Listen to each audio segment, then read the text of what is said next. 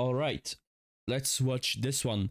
Christophe Galtier, I'm emotional and proud. Let's see this. Let's go. Si je le crois, hein. Depuis hier ma signature, évidemment que, je vous disais tout à l'heure, on sent de suite les attentes, non pas de pression, mais les attentes des uns et des autres. But also the opinions of outside parties sometimes skeptical. Des fois sceptique. Est-ce que c'est la bonne personne au bon endroit au bon moment? Je peux comprendre toutes ces interrogations-là. Est-ce qu'un jour je me suis projeté d'être l'entraîneur du Paris Saint-Germain? Dès que je réponds oui. Oui. Oui. Je suis né à Marseille, c'est un fait.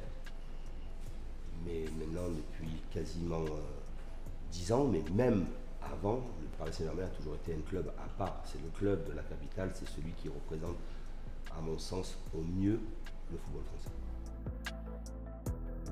Mais tout d'abord, quand on devient entraîneur de Paris Saint-Germain, on devient entraîneur d'un des plus grands clubs au monde, avec une exposition mondiale, le Parc des Princes, Paris, la capitale, le PSG avec ses magnifiques couleurs.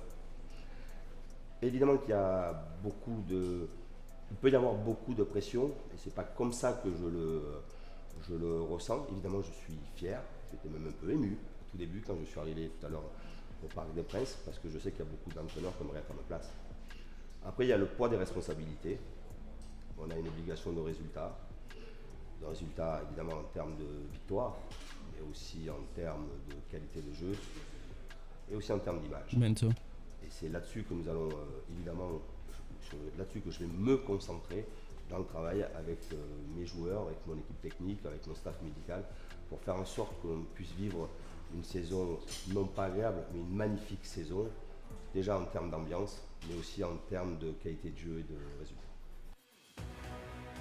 Tout est lié. Il y a tout d'abord l'investissement. Je suis le premier exemple avec mon staff technique et mon staff médical, mais il y a aussi l'investissement des joueurs. Je disais tout à l'heure qu'il ne pourra y avoir aucun compromis sur ce que vont être, non pas des règles de vie, mais sur ce que doit être l'équipe et le comportement individuel des joueurs. Il doit y avoir une obsession de la part de mes joueurs d'être vraiment un esprit collectif, équipe, groupe, pour que l'équipe soit encore plus forte, avec les individualités dont on dispose. Si l'équipe est forte, on a beaucoup plus de chances de réussir. Et quand vous avez du talent et que vous êtes déterminé, exigeant, engagé, automatiquement les individualités vont ressortir. Et c'est à ce moment-là qu'on doit avoir des matchs agréables à suivre. Après, sur la communication, il y a aussi la relation.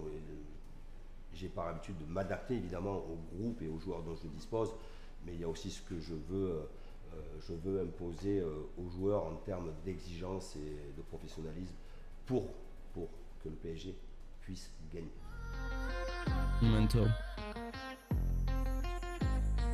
Nice to see. I mean, PSG is a big club. I mean, the league, I don't find the league like completely interesting unless if it's PSG against Marseille or Monaco, or Marseille against Monaco. But even though Marseille and Monaco, I'm not watching it like thing. I mean, the French league is kind of weird. It's not like big of teams like Premier League or something, or like La Liga. I mean, yeah, it is mad. I mean, PSG is a good team. Hopefully, they're going to win one time their first Champions League title, like in 2020 against Bayern. And yeah, it is sick to see what it can bring to PSG. But yeah, nice, good video.